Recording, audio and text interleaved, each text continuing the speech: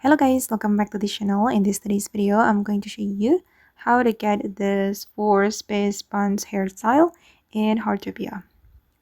Okay, there's the event in Heartopia, guys. The event is called Kid at Heart Party, and you can go to the exchange store if you want to get the Four Space Buns hairstyle. You can buy them with this party hat. And to get the party hat, you can complete the daily quest, and you can also farm them from the rainbow challenges. And go to the exchange store and you can purchase them with your party hat.